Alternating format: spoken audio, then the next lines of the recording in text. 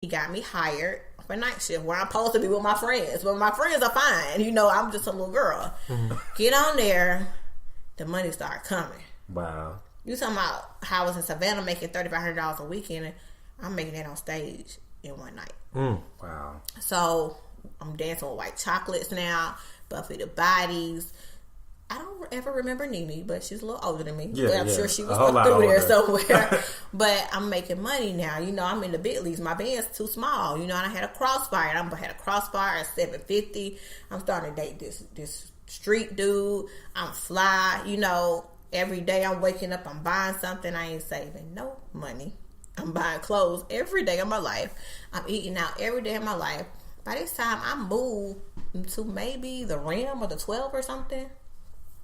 City View, not even safe for me no more. That's little girl stuff. So I'm living in the city. You know, I'm doing my thing. I meet this guy, and out of DC. He's very successful. Falls in love with me. Buys me a condo on Lenox Road. So now I'm living on Lenox Road. You can't tell me nothing. Do you Buckhead, baby. I'm in Buckhead. I'm dancing at Onyx. I'm dancing at Platinum, and I'm dancing at Blaze. I'm hitting it up, and I'm not tired. Because it was my life. You mean to tell me I can go to work, have fun, eat good, and get money, and see all the boys? That's my life. That's where I want to be.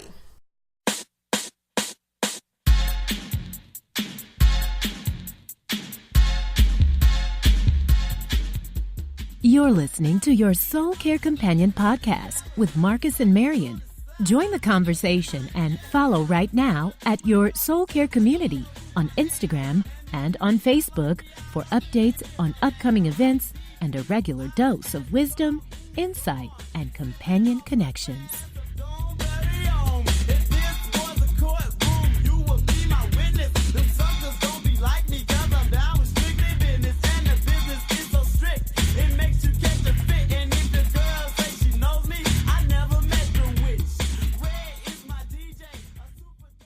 So I have some questions for you. Okay.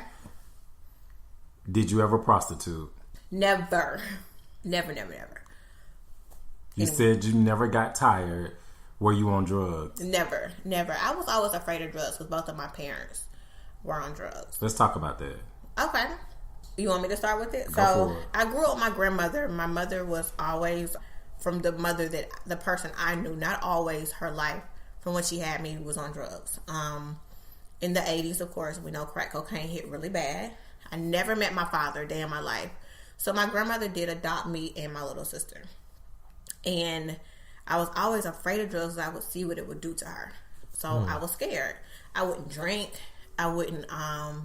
I was real, believe it or not, as a stripper. Like I say, most girls say, oh, I'm here because I'm paying for college. No, you're not. You want that bag. You want them shoes. You want that car. Stop playing. Nobody finishes school. Maybe one girl out of 100. Right. So I was afraid of that. And back then, honestly, unlike now, drugs was not cool to do. If you were doing drugs, you're not hitting the line of cocaine, while you get your hair done in the dressing room. Y'all in the bathroom, those are totally two different type of girls.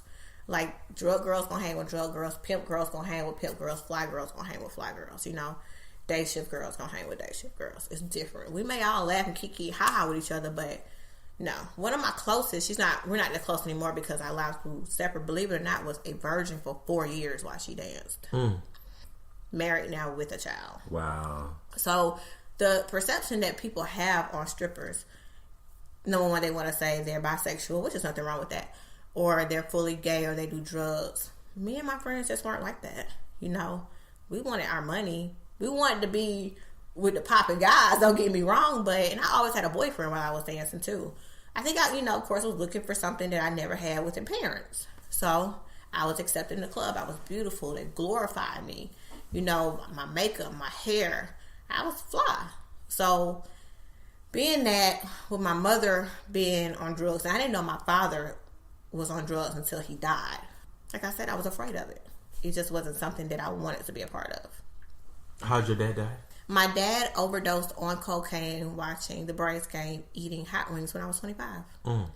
And my grandmother called me because she retired from Morehouse and worked for the city. And she called me and said, hey, your daddy died. My daddy, like, I ain't never even said that word a day in my life. I said, how you know? Well, listen, I'm reading obituaries, you know. Wait a minute. I said, oh, okay. She was like, you gonna go to the funeral? No. Bye. I remember pulling into my condo on Lenox Road in my Jaguar. I was like, hey. So, I don't know how one of my best friends, she was like, you gonna go? I was like, no, I ain't going. I go upstairs in my condo. She was like, you gonna go. When it's obituary, that means your funeral is probably the next couple of days. Right. So, I was like, I'm not going. She's calling me. My other friend, Ash, was calling me. We going, whatever. They came to my door at 9 o'clock in the morning, and I'm on the toilet. And it was like, get dressed, you going. I was like, don't you want to see what he looked like? That's how they tricked me. I was like, yeah, I want to see what he looked like. We get there. They cremated him. And it hurt me because I wanted to see what he looked like. Wow. And we're sitting in the back. So, you know that one friend that gets investigating and stuff, she was like, man, we about to find out he died. Maybe it was a motorcycle accident. You know, maybe it was a car wreck because it's just a picture of him up. So we're reading the program. He got a son. I got a brother. You know, I have a sister. The family come marching in. I'm like, oh, okay. So, making a long story short, after the funeral, I'm leaving. My best friend at the time pulls somebody to the side and says, "This is Charmaine. This is my dad's name, daughter." Everybody stops and goes, "Oh my God!" Went to go get his mother, who went to go get his other brothers, and it became overwhelming. And so that's how I was able to meet my father's side of the family and find out exactly what happened. Wow. That was a lot that day. Just like imagine that you're a young girl wanting to go see what your father looked like, and they cremated him. Were you able to see pictures of him? I was. They had a slideshow. We actually, because my best friend at the time, we went back to his family's house, and they all knew about me, which is like, okay, y'all know about me. They couldn't find me, and they're sorry for cremation without, letting me have a chance to meet him face to face. And they knew my mother because my mother and father went to high school together, and they were very welcoming and open. And they're my family. They're my dad's people. You have a connection with them now? Off and on. Okay. Me and my brother that lives in London are very, very close. Really? Very close. Your brother from your dad? Yes. Gotcha. Very close. Off and on, it's not the best relationship because I still have some resentment being that they knew me. And I feel like if you knew about me, then why not step up? Why now? Because he's dead. And then we have some good days where I don't think about that, and we go on as a family. Do you want to share how your mom died? Sure. My mother was on drugs, like I said previously, and a lot. And my mother died of AIDS in 2009, and it was in a snowstorm, January the 9th. And so funny, the last time I saw her, I was moving, and my mother had never given me anything a day in my life, not a birthday present, not a card, nothing. And she called me. She was like, "I want you to come get my I think it was like Social Security check or some type of check. I want to help you move." I was like, "All right, whatever." So we had a liquor store. I pulled up to the liquor store in the neighborhood that she lived in, and she gave me her check. I was like, "You sure?" Did I need it? Probably, but not like pressed about it. She was like, "Yeah, I want you to have it. I want you to move into that place you want." And I was like, "Okay." And 2 days later, she died in the basement. Her lungs collapsed. It was cold. I don't know the entire situation, but that was what happened. How has the deaths of your parents affected you? Being that I grew up with my grandmother, and my grandmother's favorite saying that I live by every day of my life is the world. This is Janet Short's quote. The world has no place for a weak woman, let alone a weak black woman. So when I feel myself... Wait. Okay. Oh my God. Janet, you say her name is Janet? Janet Short, don't take her quote. Okay. This is hers. She would tell me anytime things would get harder, she could see that I'm breaking. And I'm not going to say breaking, bending, because I feel like I never break. And I would bend. Her words to me, I could just hear her whispering it to me at night. Or if she get mad, she'll just say, "The world ain't got no place for a weak woman, Charmaine, let alone a weak black woman. You hear me? You hear me? Yes, Mama, I hear you. But those words mean so much to me. And it have gotten me through so much in my life. From a 88-year-old woman from Atlanta, born and raised, has been through everything. I live by those words every day. You're listening to Your Soul Care Companion podcast with Marcus and Marion. Join the conversation and follow right now at YourSoulCareCommunity on Instagram and on Facebook for updates on upcoming events and a regular dose of wisdom, insight, and companion connections. What's interesting is, while Charmaine and I have not seen each other very often, I've been able to witness many of her struggles. I remember the rumor that you were working in insurrection, and I remember, we were too young to get in there because after a certain time you had to be 21 to get in there. You did. So we snuck in one time looking for you because we didn't believe it. We had come back from college one holiday and we were looking for you.